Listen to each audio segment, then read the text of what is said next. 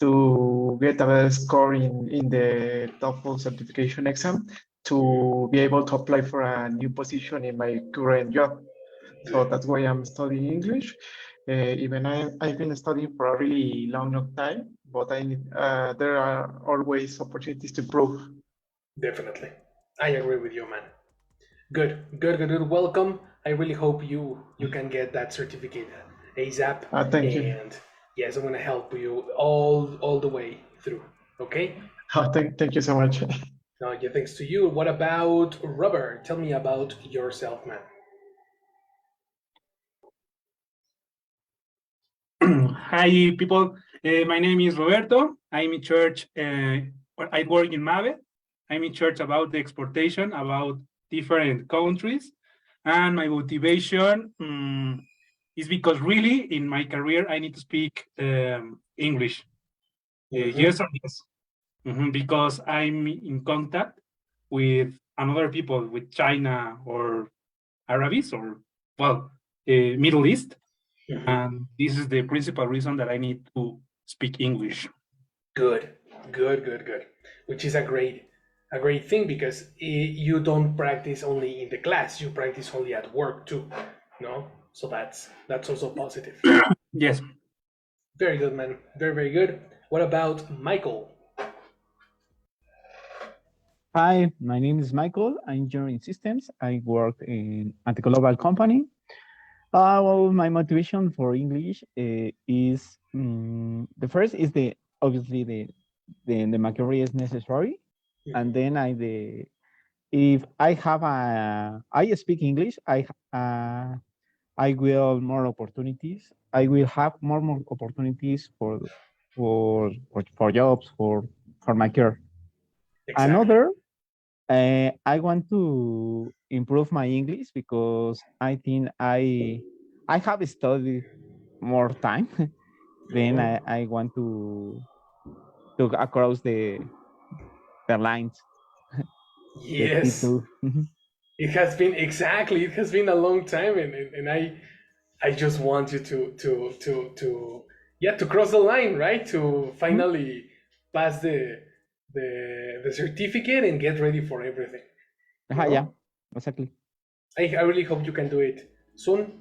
So let's work on that and let's continue with your training.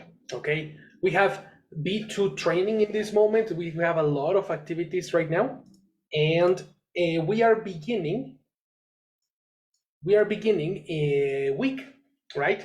We have 2 classes that we started on Monday: the introduction to the course, what is the objective of the course, and the most important part, which is the first video of the week. Okay, every week we watch a video, right? And then after we watch a video, I pass you a list of vocabulary that you need to study during the week in order to catch the words when you listen to the video. We watch the same video on Monday and we watch it again on Friday. On Monday is only like the first check to get familiar with the topic, to see what is going on. And on Friday is the active practice. The active practice of Friday is literal information from the video, extracting information from the video, and applying the words correctly. Okay? This activity permits us get familiar with the word, but not only the words that are next to the new vocabulary. Like analyze the sentence so you can duplicate the sentence when you speak. Normally, an intermediate student speaks Spanglish, which is they speak Spanish structures with English words. And this particular ability is normally created because we are thinking in Spanish. If you analyze videos word by word, literal, with literal information, you will start understanding the differences between Spanish and English. And one of the most important differences between English and Spanish is something that we call collocations, which is information that we saw the other day over here. I gave this introduction on Monday, but I'm going to repeat this for the new guys so we can understand the objective of the vocabulary, okay? Collocations are groups of words that usually go together. For example, expressions like on the other hand, at the moment, as a result, and first of all, etc. Now, why it's important to understand collocations? Well, because you can omit a lot of mistakes, a lot of errors if you learn words by group. For example, on the other hand, many people say in the other hand, which is technically very easy to confuse, no? What is the difference? In the other hand, on the other hand, both sound correct, but only one is correct. Expression in the other hand doesn't exist. That's a mistake. While the expression on the other hand exists. How do you know that? Because people use it. So analyzing other people's speech, you can understand and you can memorize which one is correct and which one is not. These are words that usually go together. Collocations. Words that usually go together. Okay? Do you have any question in this moment? No. No. Awesome. What kind of words have you learned together? Can you think of an example of a phrase, a portion of information that you usually say together? By the way, By the way, very good. By the way. That's one, eh? Very nice. By the way, comma, and then we continue the conversation, right? Another example that you can think of? I think Maybe the another. phrasal verbs. Phrasal verbs. That's a very, very good observation. Phrasal verbs are not considered collocations because phrasal verbs are an independent group of words. It's like words that they are always together. So it's very important not to confuse phrasal with collocations. That was a very, very interesting one. No. These are words that have no relation, no correlation, but usually they go together. Okay. Michael, you were saying something because you spoke at the same time as Robert. No, my example is incorrect. It's wrong. Yeah, sure. For example, try to tell me. As you can see. As you can see. Yes, that can be a collocation. Yeah. As you can see. Yeah, because they are words that they have no relation, but they are usually together. So this is what a collocation looks like. Precisely. I'm going to give you one. If you are speaking about your job, you say that you are in charge. What connector do you use here? Of. Of. Very nice. Robert is correct. In charge of. That is precisely a collocation. Many people can say, oh, in charge in charge about, in charge for, you know, and this is a normal mistake that intermediate students make. This is probably something that you don't consider when you speak, right? It's very, very usual, but this is a real issue that we need to avoid. The best way to correct our conversation is by analyzing one word Teacher, and the words next to it. Yes, Rafa. a kind of. Kind of course. That can be a collocation. Kind of. Even is so common that people say the expression kind of, and they normalize the spelling together. Similar to gonna or wanna, you know? Yeah. The same way. And this is considered a collocation. Is as ain't. No. Is exactly. Pronunciation, ain't. Ain't, sorry. Ain't. But that, you know what? Ain't is not a collocation. This is more like an abbreviation, or probably a fast way to speak. Yeah. But definitely is commonly used, substituting the verb to be. This is very, very common. So we are getting very, very close and connected with the way American people speak normally, right? Like these corrections, etc. Now, you will ask why the cookie. In the picture, I have a cookie.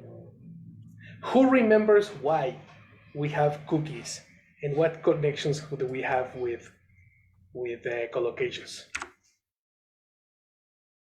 On Monday, we spoke about that. Something about chunk. Something about chunk. What was a chunk? You are close. Chunk is mix. Okay. No? Of? Mix of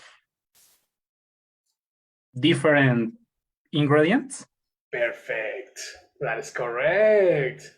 If you look at the, have you ever gone to, for example, Subway? Right? They have cookies, right? Do you know what's the name of the chocolate cookie? No, I don't remember. It's chocolate chunk. Precisely. This one over here. It's a chocolate chunk. And why it's named chocolate chunk? Well, because it's chocolate plus chocolate and chocolate and chocolate. You have 4 different types of chocolate in one cookie. That's why they are called chunks. Well, a group of words, idiomatically, they are called chunks. So why is it important to learn words in chunks, like a cookie? Let's read that again, right? Help me, Isaac. Let's read this slide one more time. Sure. The term chunk refers to a group of connected words that are treated as a single concept. Here are examples of chunks. On the other hand, at the moment, as a result, first of all, language chunks are also known as lexical phrases and collocations. Do you want me to read the complete slide? Yes, please continue. Okay. Why is it important to learn words in chunks? According to neuroscience research, it is easier for us to remember lexical chunks than isolated words. So a good way of learning a language is through learning collocation. When a learner comes across a new word, they should know the words that collocate with the new word in that way. It is easy to remember the word and use it effectively, effectively in different communication situations. That's For right. example, the adjectives that collocate with the verb attack include brutal. How do you pronounce that word? Frenzy? Very good. The E doesn't sound, only the I. Frenzied. Frenzy, horrific, savage, serious, vicious, violent, racist, and sexual. Pronunciation. The Racist yes, racist, and uh, sexual. Sexual. sexual. Okay. Perfect. Ra could you repeat the first one, please? Racist, Racist. racist. Okay. Okay. Thanks. The verbs that collocate with attack include carry out, launch, come under, suffer, repel, repulse, resist, survive, and with, withstand. The common phrases with the word attack include victim of an attack, a line of attack, or open to attack. These Right. chunks of information are called collocations. Yes, of course. Chunks of informations that are called collocations. All this is the same information that I am talking about, and this is what we are going to study during the course, right? Every time you learn a new word, you need to study the words that collocate together. Victim of an attack. This is a great example because many people can say, for example, victim in an attack. No, the connector in is incorrect. Victim at an attack, totally incorrect. No, learning chunks, avoid mistakes, right? So an intermediate student needs to learn chunks. Any question in this case?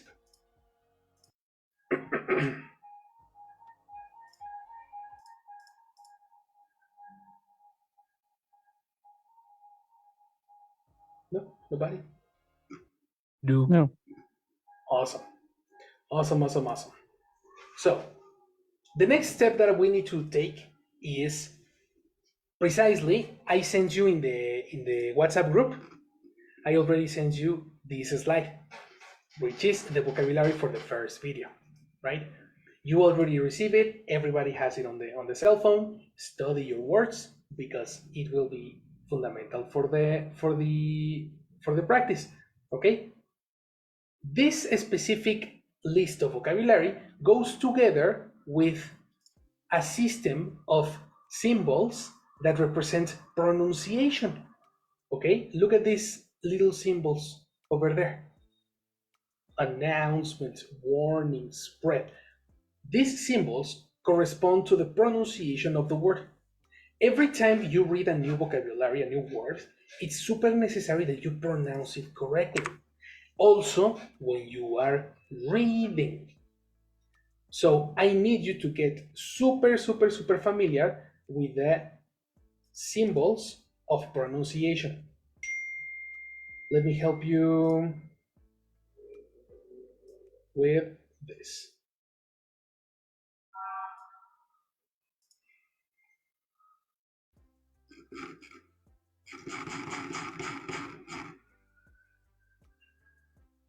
Okay? In front of you, you can see a lot of symbols with each the corresponding color. Every single color represents a sound, right?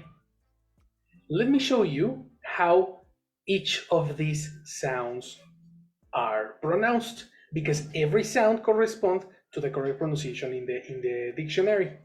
Every time you open the dictionary, you will see the sound represented by these symbols. For example, look at this.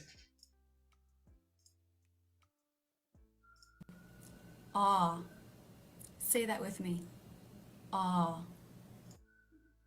Another symbol that is very normally confused is this one. Ah. Ah. We have a consonant over here. Sh. Or we have combinations like this one. Ch. Ch. You see? No, teacher, but I think that we only see the chart of the slide about the words. Oh, you are not watching the... Oh, yeah. Sorry. This is the one. Exactly. Thank you very much. So let's repeat that, okay? This is the first symbol that I show you. This is the sound. Ah. Say that with me. Ah. Ah. Ah. Right? Shh. Shh. Or, for example, combinations like this one. Ch. Ch. You see? We are going to use this word to consult every time you want to know what is the pronunciation. If you don't know the symbol, we are going to use the word. But we need and check constantly the pronunciation of words because pronunciation affects your comprehension. If you pronounce incorrectly, you will have problems understanding American people, right? Pronunciation is super relevant in this course. Okay. Finally, we are going to see some theory today, right? For introduction, we are going to see little differences between Spanish and English. Okay? Some differences between Spanish versus English. Let's study that today. So, do you see on the bottom these words in different colors? Yep. Yes. Yeah. Right? We are going to use a system of colors in order to identify different words, and especially when the words are very, very similar. Okay? In orange, we are going to use adjectives. On blue, we're going to use nouns and pronouns. Yellow, prepositions and conjunctions, which are technically connectors. In green, we're going to use verbs. And then in brown, we're going to use idioms and collocations, which are the chunks. No?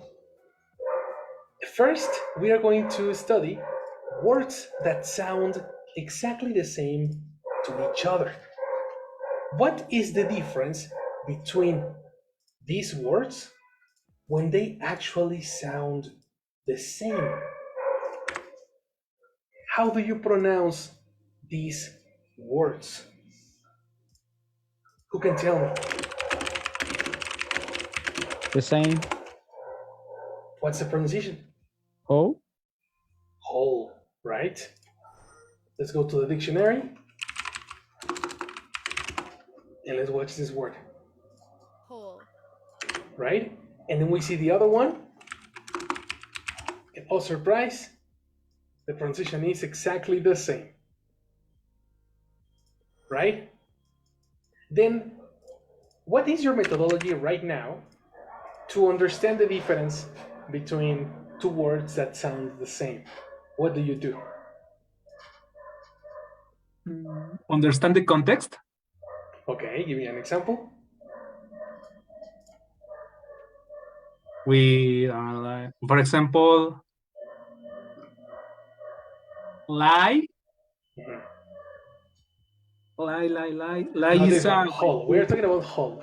no, whole. Whole. Well, I don't know, or I don't remember what is the meaning of whole and whole. Any of them?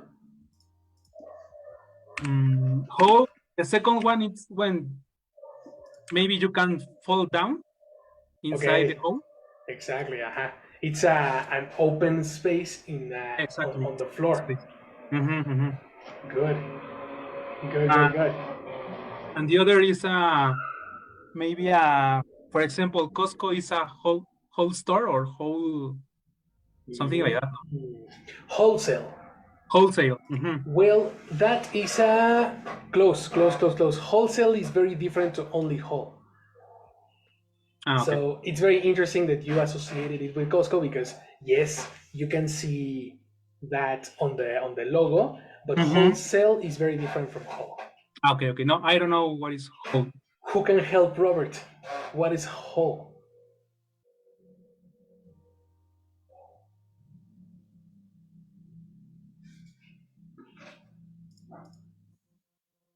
Well, I think that I could try. Let's see. And the whole group decide to take the exam on Friday, maybe? Nice. Okay, the whole group decide to take the exam on Friday. And whole represents a synonym of All. The total, the total, complete, right? yes. The total number of. You see?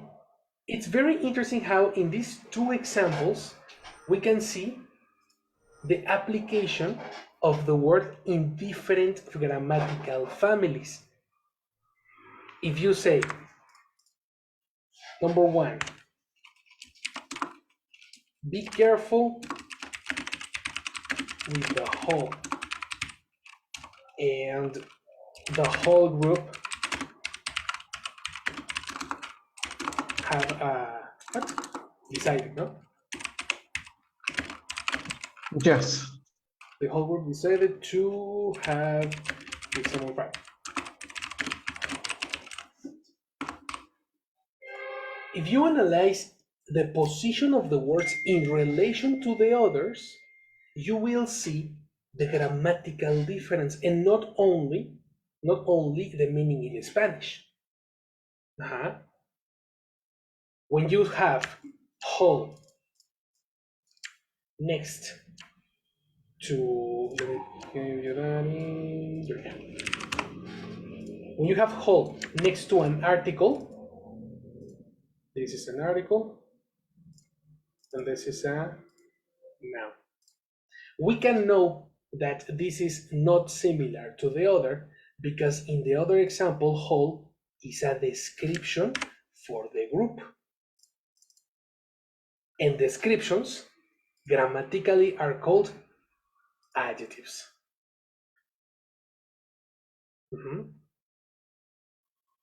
Adjectives, by rule, describe nouns.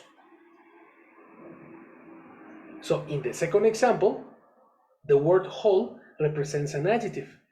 And in the first example, the word whole represents a noun. That's the way you can use word families and word classes to identify words and not thinking in Spanish. It's super important that you get familiar with these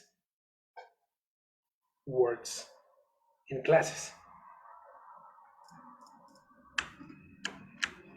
So let's try to check in the next examples what word family corresponds to each example. Okay? Let me help you with the next one, which is lie versus lie. The pronunciation is the same. Let me give you example number one.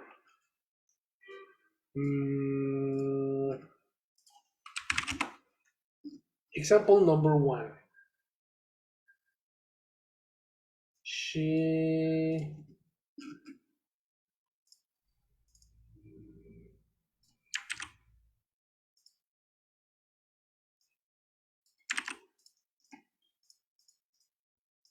She lie in bed listening to music.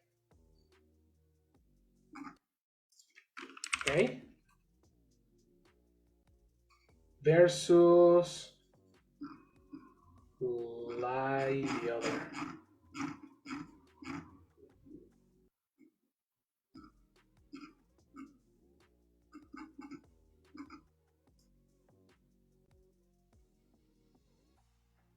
Let me give you just a second.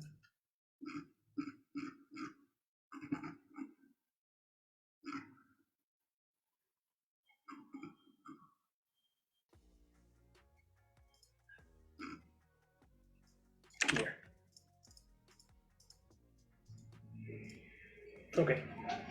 She lie in bed listening to music versus the whole story is nothing but a pack of lies.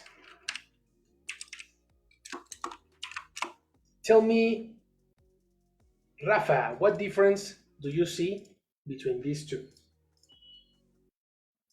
Uh, uh, rice one is meal, and rice is like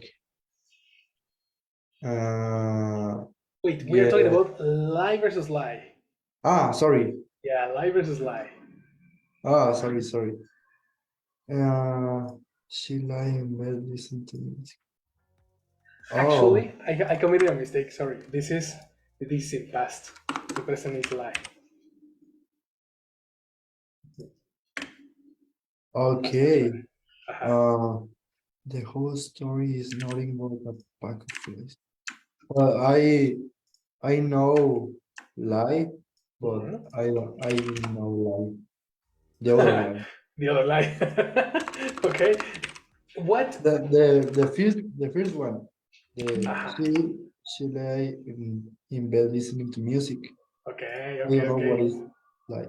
Let me help you a little bit with, well, before with definition, okay? With definition. The first one is actually pronounced lay because you are talking in past. Lay. So if Yeah. you are talking in past, grammatically this is It's an action. an action. A That's verb. correct. Which makes it a verb. Uh-huh. When you lie in bed, you are with your body in horizontal position. Okay. When you feel sick, you should go and lie in bed. Okay. Mhm. She lie. Which is very interesting now But seeing lie is in past. the second lay, yes. Lie is present. Okay. Uh-huh. Okay, yeah. And lay is past. Uh-huh. Okay. Lie. Okay. I understood. Where the other lies like this is not an action. No. Well, it's don't when you don't speak when the truth with the Right? truth. When you don't speak with the truth, this is considered a noun, a countable noun. One lie, two lies, three lies, a lot of lies, a pack of lies.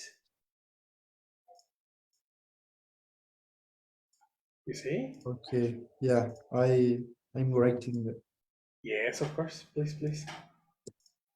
And this is exactly the point of this methodology, is understanding the word by the family, the word family can help you understand the word in a more English way and not in a Spanish way.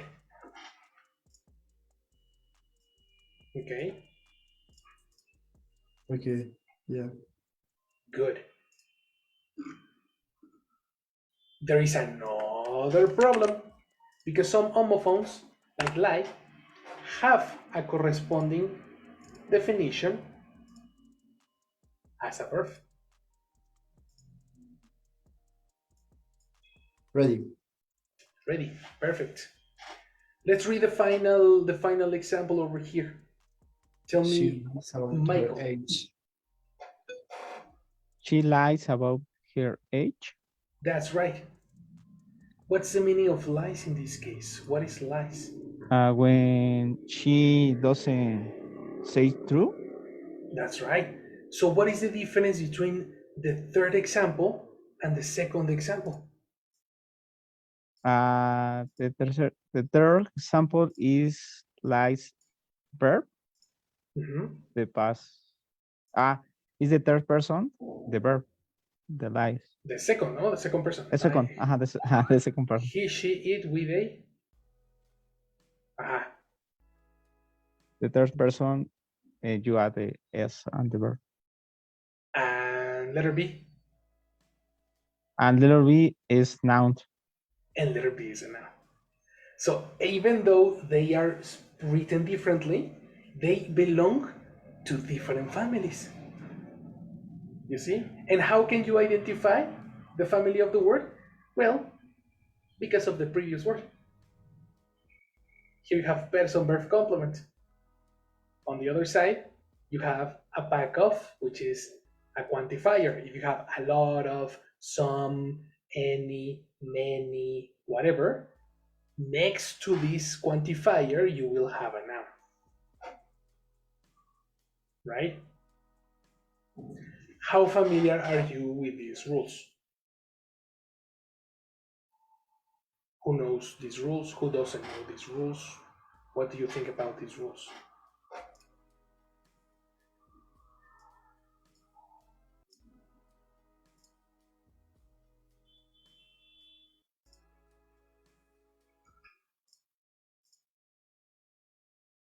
Opinions, questions?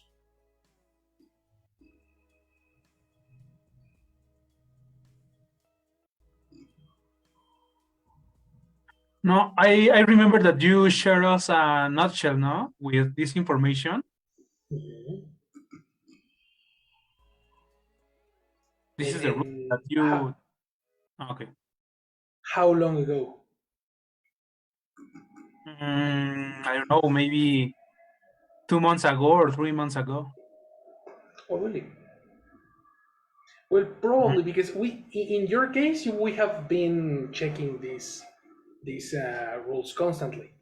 Ah, okay, So, okay, okay. yeah, we have seen this color code in the previous Yeah. level and etc. But what about, for example, the new guys who are entering for the first time? Are you familiar with the rules of nouns, adjectives, verbs, etc.?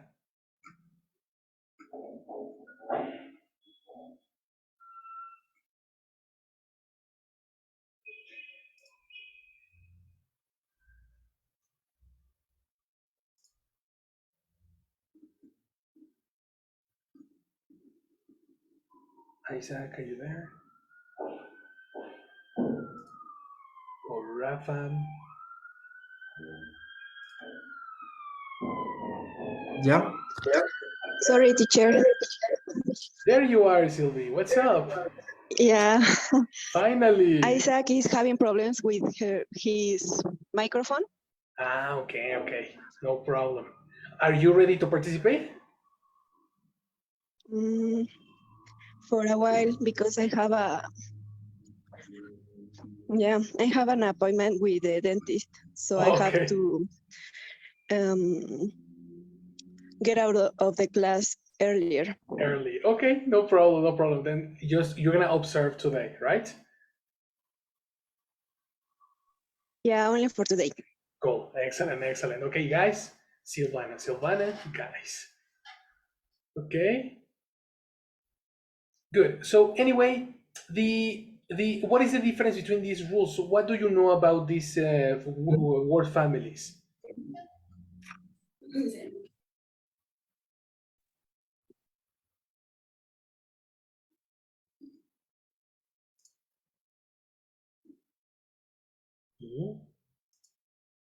Who, teacher?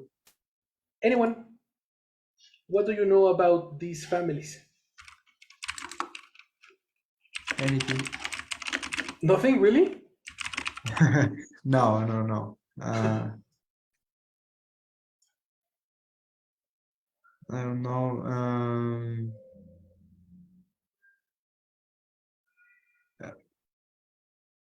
The next one, race and race. No. The word families that are on the bottom. Adjectives, nouns, Ah, pronouns. okay. These Additives, words. not simple noun. Yeah, so I think. So you have heard these words. You are familiar with this type of words. Okay. That's something that is going to be fundamental to learn new vocabulary. Okay, not necessary for grammar for structure, but necessary to identify words. Okay? Every time you have a question, hey, what is the difference between one word and another? I really recommend that you open the dictionary and check the word family. Okay. This is going to clarify a lot of questions. And the word family usually goes together with an application, and a specific grammar application, the position of the word, etc. Okay? Okay. Let's try with another one.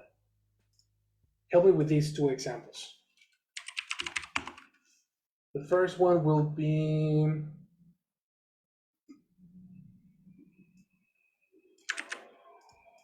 this one.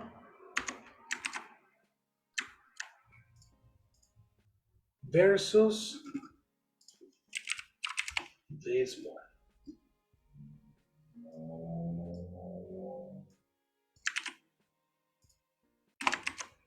Pronunciation for these words is exactly the same. The word is rice. Everybody pronounce Rice. rice, exactly. Please read the two examples. Robert. Rise. She raised the gun and fired. Smoke was rising from the chimney. Okay, pronunciation. Chimney. How do you pronounce this?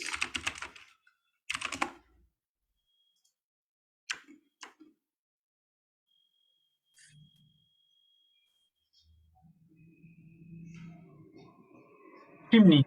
Exactly. Chimney. This part of the house is a chimney. Chimney. So let's read again. Smoke was rising from the chimney.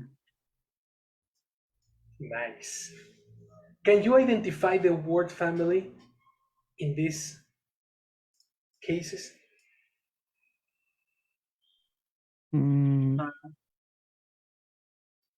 Yes, in the first sentence, I think that rise is the verb because it's making an action.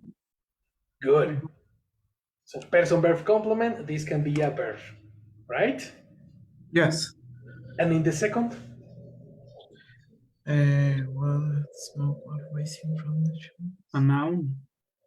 A noun? How do you know it's a noun, Robert? Because smoke is adjective. No, I think that because it is after the verb to be in past, no?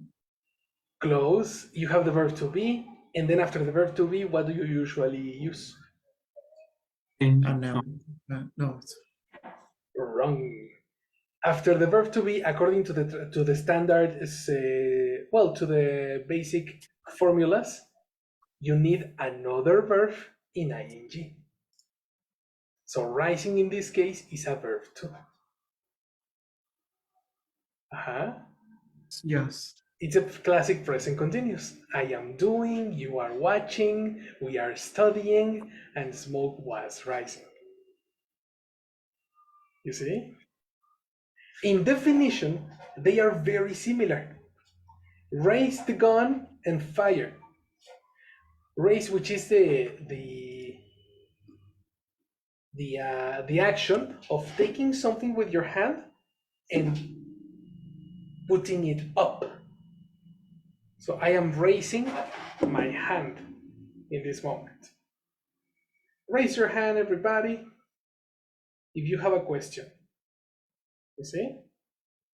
When the other word, rise, is when something goes up by itself without help. For example, a rise, an increment is a synonym of a rise. So when you rise up, it's because you go up. If the smoke rises, the smoke goes up. The sun rises in the morning and goes down in the night. Do you see the difference?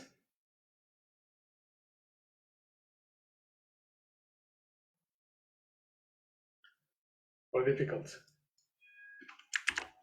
Can you repeat again the example? Yes, of I course. need to say me. Let's actually watch the dictionary. Let's go to the dictionary and let's check the first one. Rise. Rise.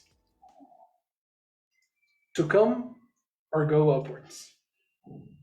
Read examples, Mike. To come or go upwards.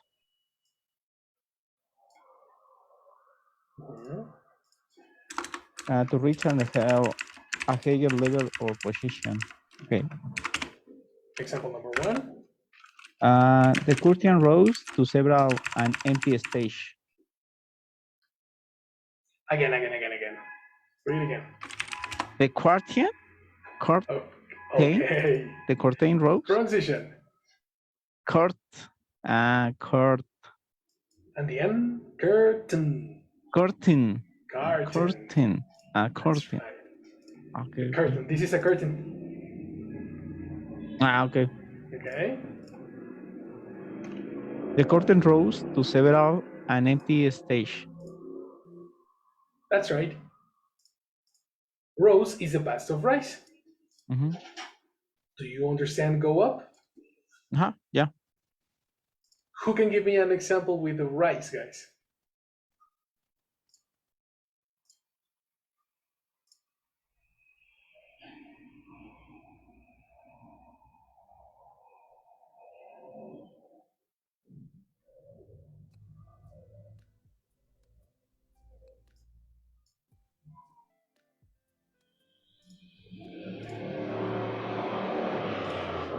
The sun rise on the east. The sun rise on the east. Okay, I like it. I really like it. Are you talking about present or past? Because I don't understand the time.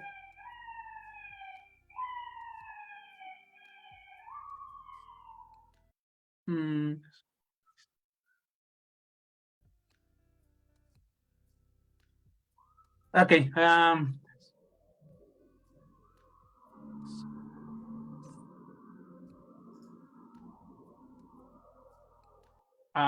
Can I change the example? Nope. Correct your example. Are you talking in past or in present? In present. In present. So I rise, you rise, and the sun rises. Exactly. One more time. The sun rises in the east. Very good. That's an example. The sun rises in the east. Good. Contrary to race.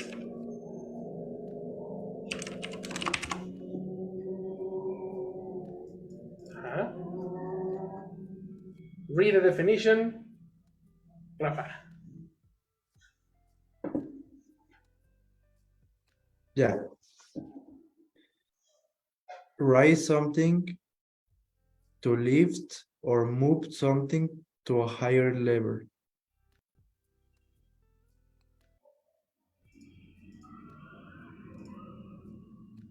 The examples? Yes, please, in order to understand it. She raised the gun and fired. She raised a hand in greeting. She raised her eyes from her work. What do you understand here? In the last one is complicated. She raised her eyes from her work. Is like a distraction?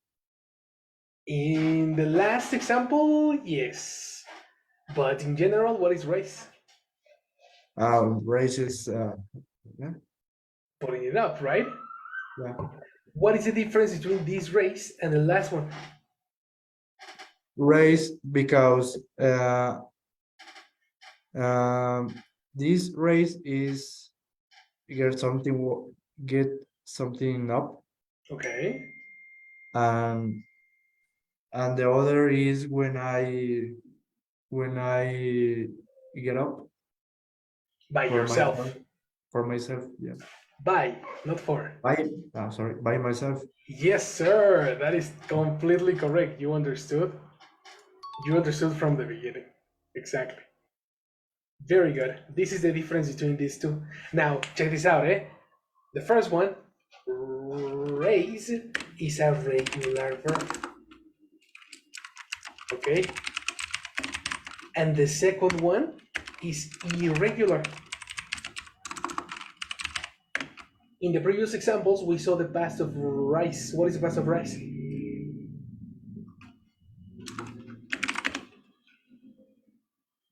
Aha. I got you. What is the past of rice?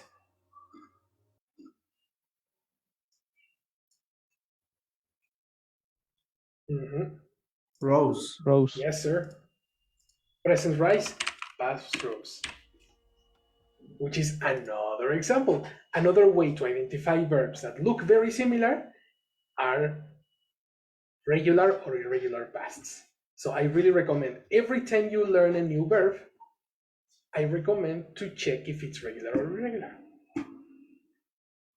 Got it? In the list of words that I showed you, let me check if we have a verb now that we are talking about this. Yes, we have verbs. For example, we have very. This is a regular verb. I'm going to write all the vocabulary in the corresponding color. Okay. Overall, jump. This is easy, no? This is a regular verb. Parade, unknownly, elderly, whom, search, slow. Slow as a verb is regular. So what is the past of slow?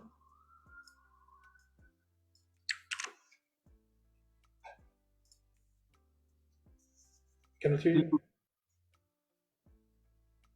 Again? Slowed. Yeah, very good. Present slow, past slowed. Flatten is a regular verb. Okay. Present flatten, past.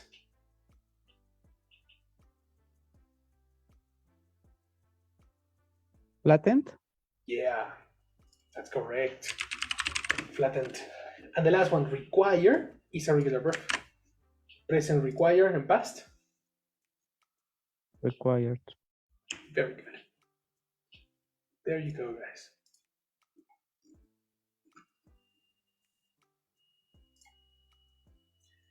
Special versus a special. Who knows, no? Sometimes the letter E or the additional letter can change the definition as well. This was actually a surprise for me. Let's go. Special is an adjective, of course. And we have this definition, not ordinary or usual. Let's read this definition. Help me, Isaac.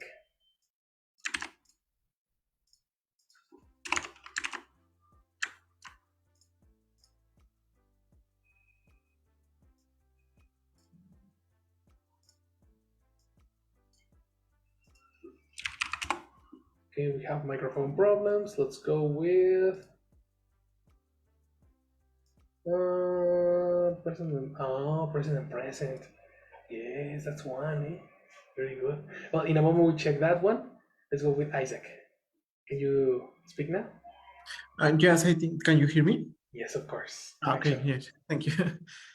Do you want me to read the sentences? Definition and 2 examples. Okay. Special is not ordinary or usual, different from what is normal. The school will only allows this in special circumstances. An application has been filed for special leave to appeal into the high court.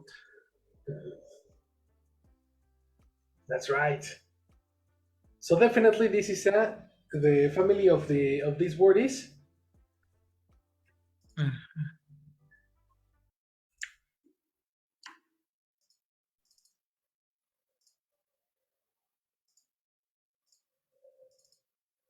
Anyone, guys? What is this word's family? It's an adjective. Yeah, because it's always describing a noun. Circumstances is a noun. Special leave is a noun. Something special, you are describing something, exactly. But when you're talking about a special with E,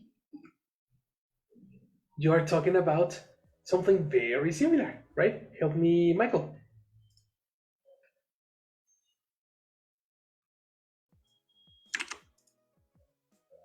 Is special? Kinda. How do you pronounce this symbol? Special. Exactly. Special. Special, exactly. Special. Graded or better than you. Special in some way or for a particular group. A matter of special importance. The lecture will be of special interest to story students. That's right. Look at how the pronunciation is affected too, right? When you have an E, it sounds special. Special, yeah. When you don't have an E, you shouldn't pronounce the E. Special. You see? The difference is massive with a little difference over here. What differences do you see between the two?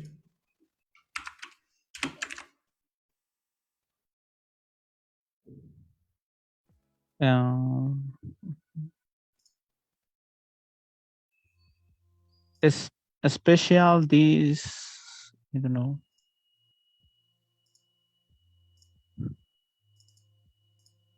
That's tricky, no? Yeah.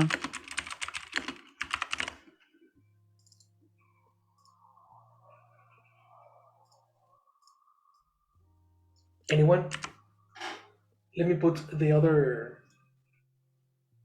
next to it so you can see the differences. The person who finds the difference has an extra point.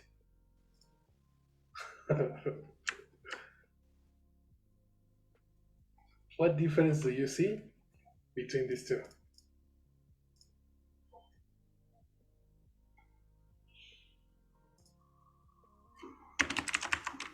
The special one of the left is only before a noun, and special of the right is usually before noun. Rafa, very good.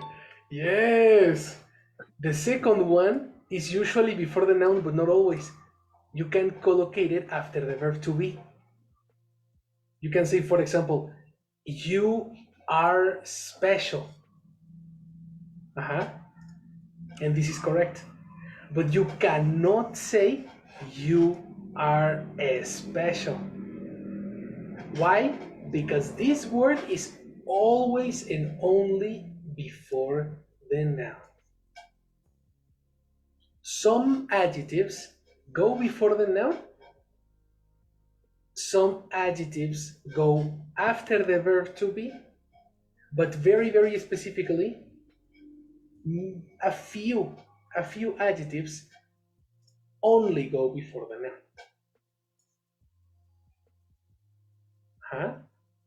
Which is another form to study collocations. If you are going to study a word, check if the position permits a noun or not. Let me give you another example because I think this is a little bit difficult. Adjectives that only go before the noun.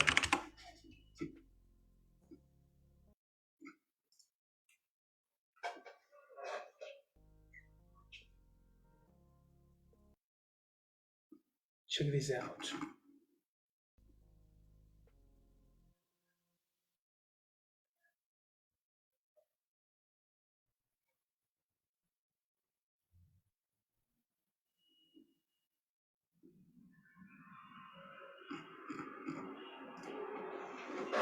Let me help you with some list of words before the noun.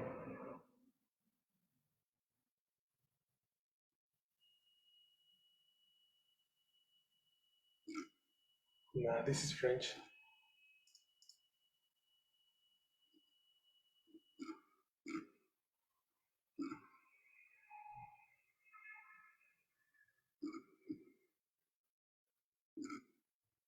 Okay, I'm gonna search for it for homework in order to progress, no?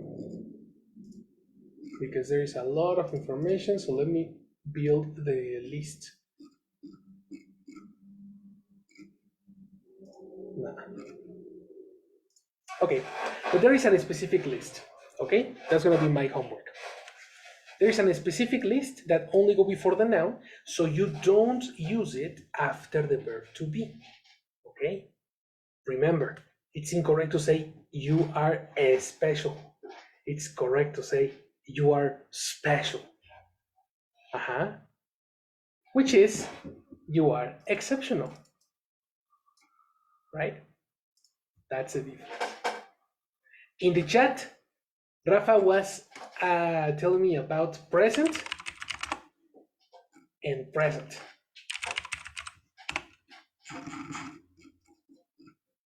Right?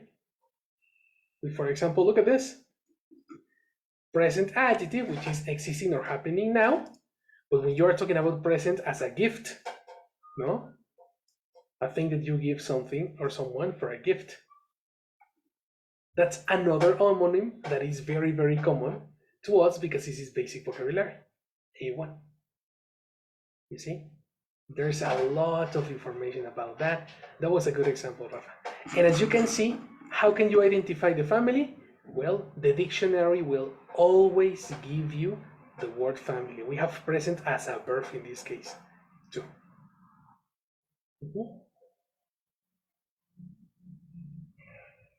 Any question, guys, about these words?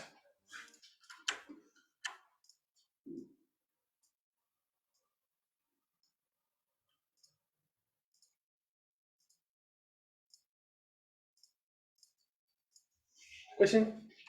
Nobody? No. No. Easy or difficult?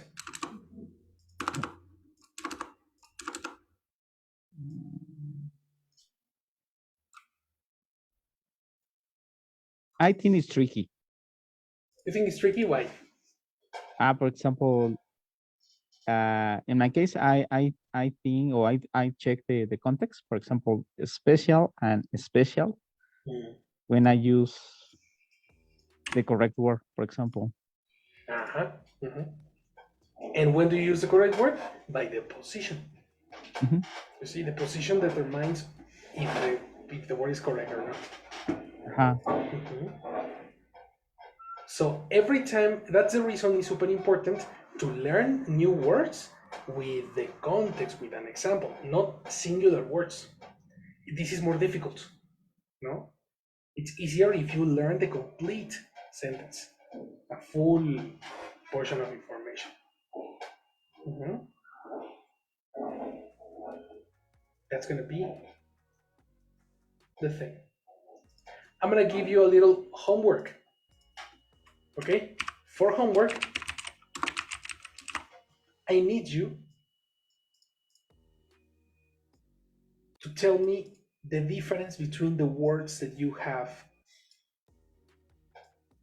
in this list.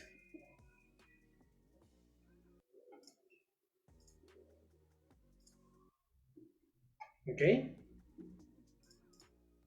Take a note on each word and tell me for tomorrow what's the difference, the grammatical family of the word and the definition, and one example that you can find. Okay?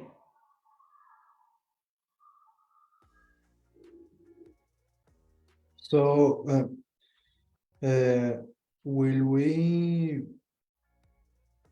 search other confused words? No. You need to tell me the difference between the words that you have in front of you. Okay. The list that you have here. Full versus feel, lose, lost, lose, lose, advice versus advice, etc. Okay.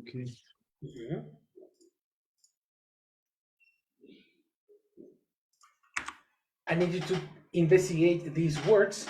Tell me the grammatical family that they correspond to and their definition. If you can find examples, I suggest it's better. In order to find examples, I really recommend to use the following site. The site's called youglish.com. You are going to access youglish.com and you are going to write the word that you are looking for. Youglish.com is going to show you an example of the word that you are looking for. Write examples and compare what you found. Okay? Speak about the context. Tell me what they understood. Tell me if you find any chunk that you think is relevant, etc. Okay? Okay. That is your homework for tomorrow.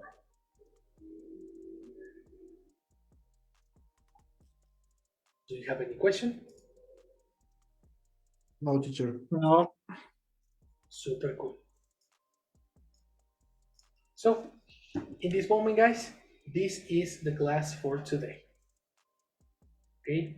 Copy the color code, screenshot this, because we are going to use the color code often, very, very constantly in the next classes. Okay? Okay. Excellent. So very good class. It was very fast, no?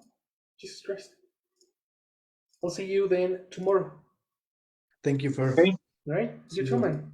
Have a very good day. You do. Bye, guys. See you. Welcome, everybody, by the way. Welcome, Sylvie, and welcome, Isaac. I'll see you Thank you tomorrow. so much. You too. Bye.